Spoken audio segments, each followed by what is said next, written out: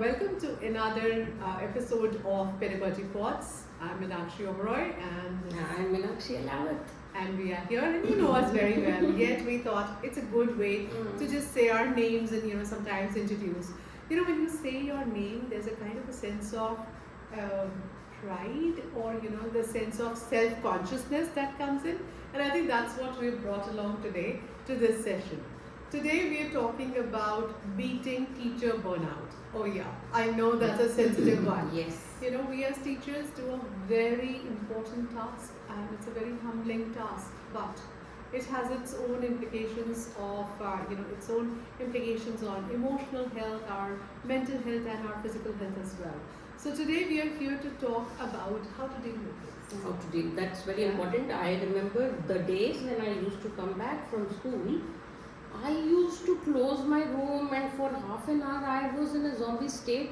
I could not talk to anyone. I could not it was such a time when I needed time for myself. Yeah. So that is called burnout. Exactly. And everyday burnouts they do occur. We are dealing with we are dealing with small young children. Yeah, that too. And so many they of have so them. much of energy. Imagine We have to match their energy. Imagine when you had to tell the parents that today the school is off and the children will be staying home. We used to get calls from, oh really? I'm not prepared for this sort of a situation to be at home with the child.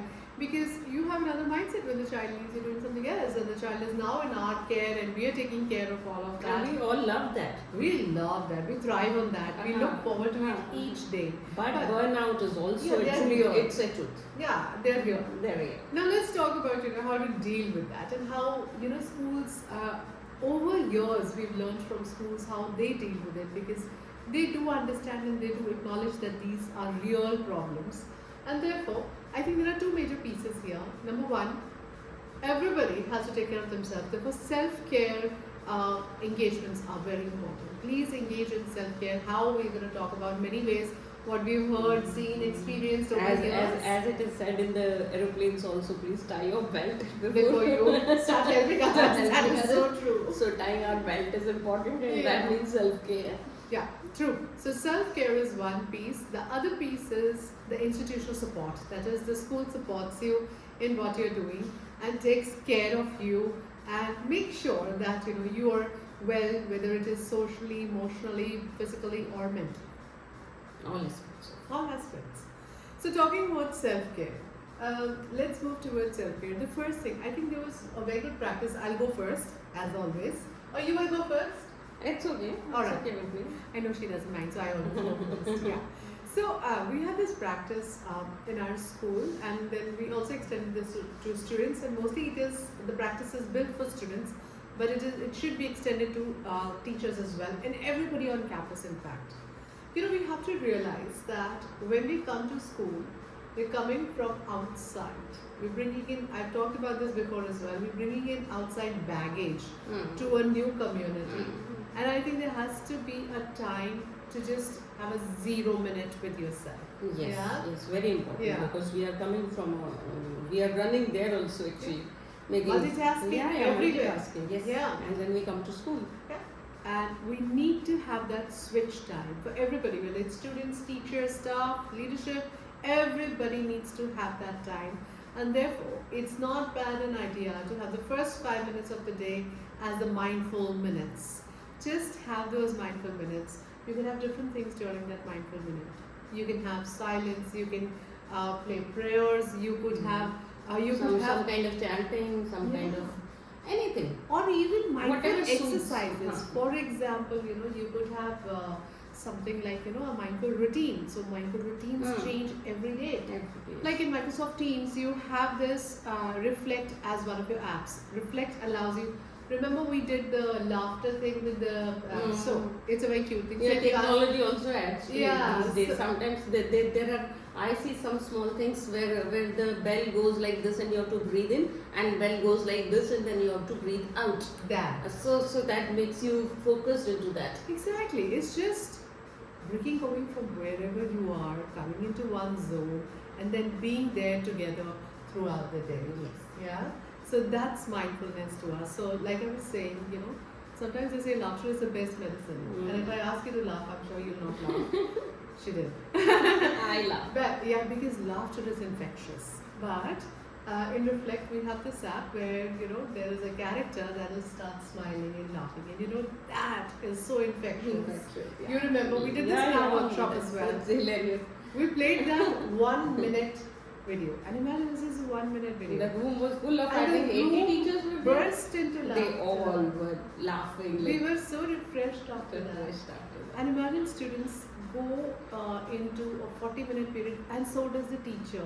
So the teacher, after every 40 minutes, has a new set of 40 students to deal with. Therefore, Yes. we need to have avenues for them to have those switchovers, some mind breaks, some mental breaks. Yes, of course. And another point is, actually, physical exercise is also very important.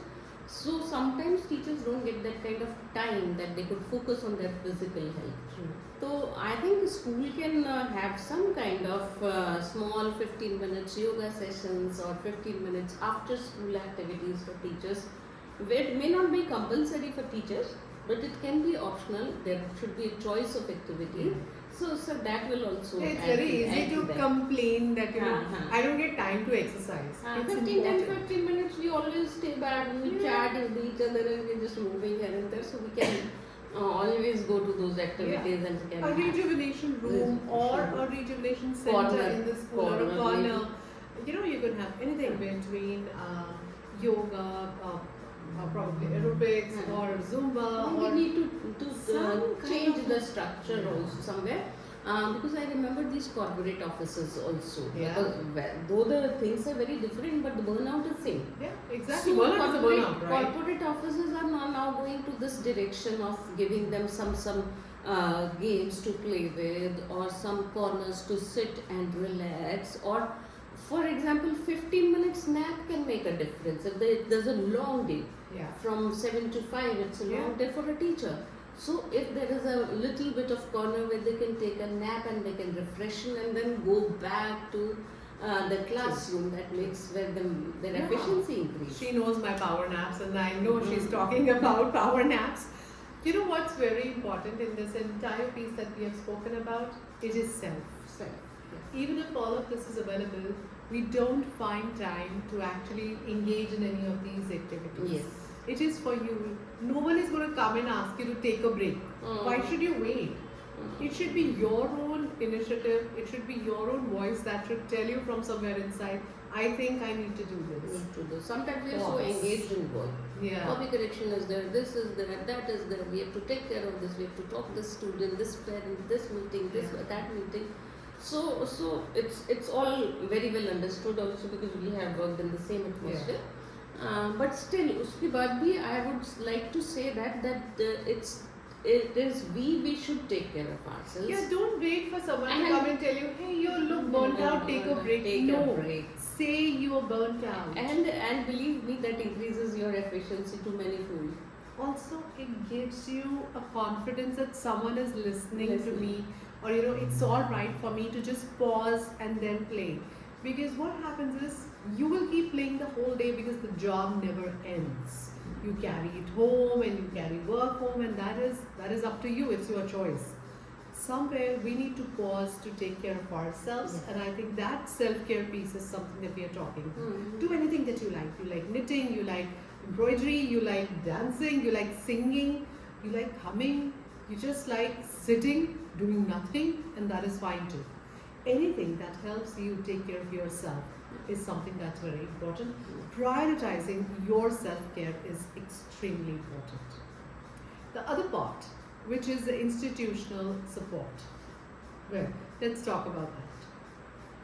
You know what, very often, and we are saying it out loud, we are bringing out the elephant in the room, that no one ever comes out to say, I think I have too much work, but everybody complains that I have too much work. Too much work. Right? We should be vocal about that. Sometimes we think that we sometimes assume, Yeah. not even think, Yeah. that nobody is going to listen to me. I have the 6 periods, everyone else is having 5 periods. I think we should go to the admin, go to the people who are concerned with that, and we should voice our opinion. Yeah. And I have tried that and it was understood. Yeah. for a long time you'll dwell into it. Ah. Everybody's got a light one, I've got a very heavy That one. creates more pressure Who's on going to you. solve that problem for you? The institution will create a reasonable space, and they must create a reasonable space for this discussion.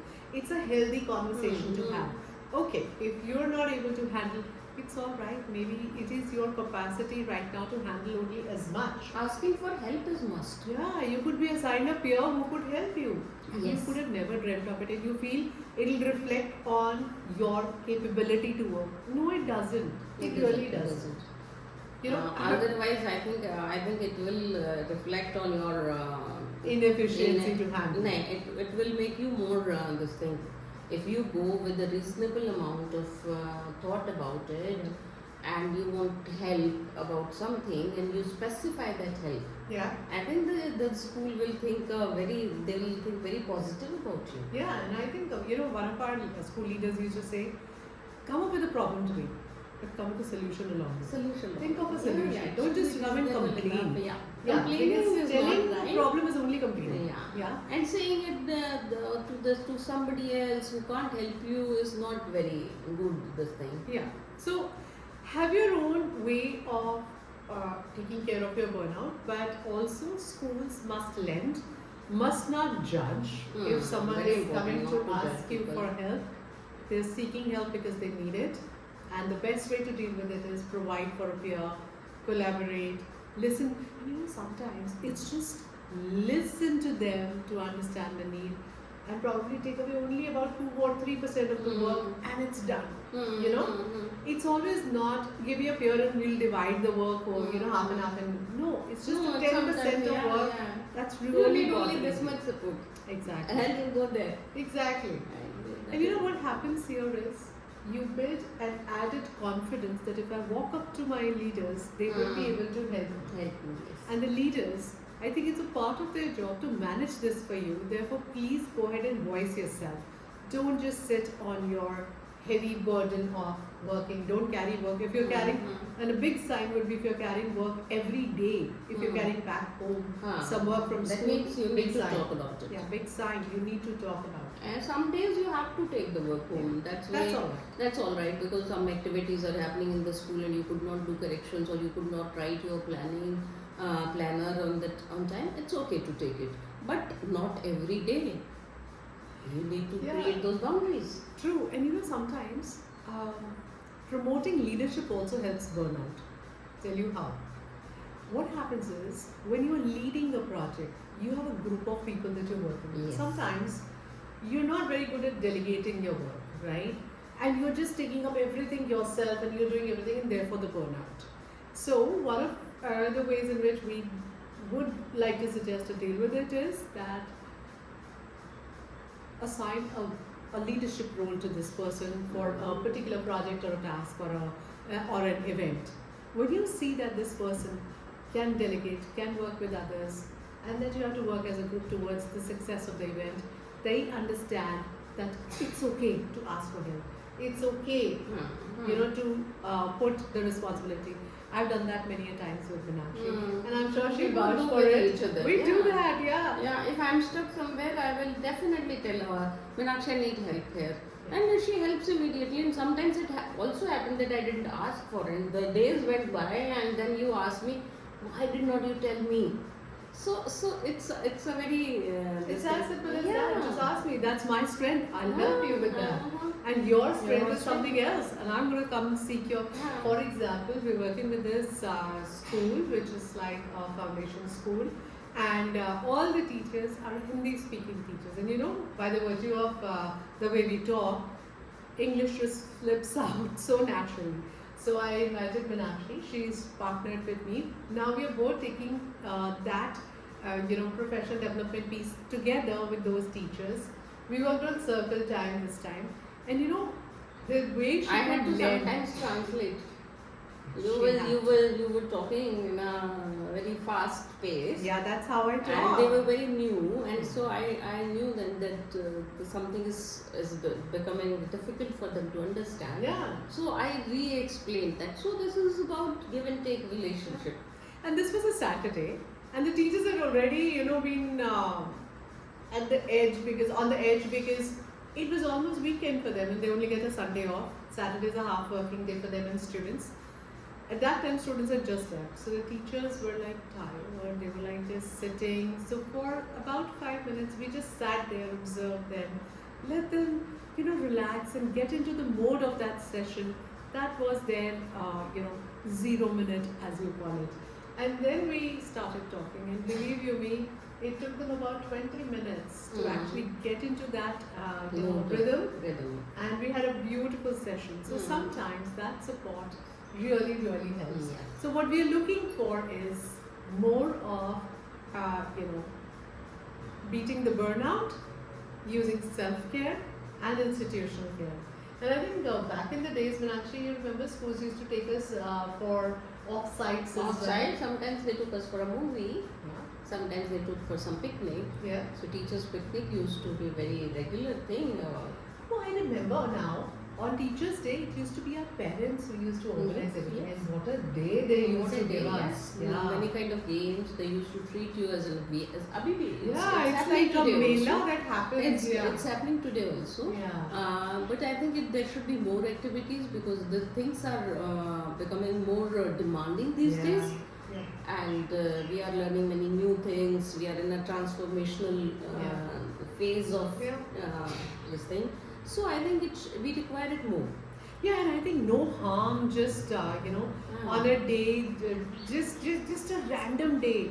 Order something Where every everybody teacher. can laugh, chill, play, Yeah. and talk to each other without any formalities, all walls down and Exactly. it's like Just order a snack for the teachers. That's about it. Just takes that much to yes, say, and hey, you wow. will next day you will find everybody so refreshed. Way to the person's heart is to the stomach. Remember that, right? Talking of that, I haven't met one school where samosas are not served. Tell me, how do you work after eating those samosas?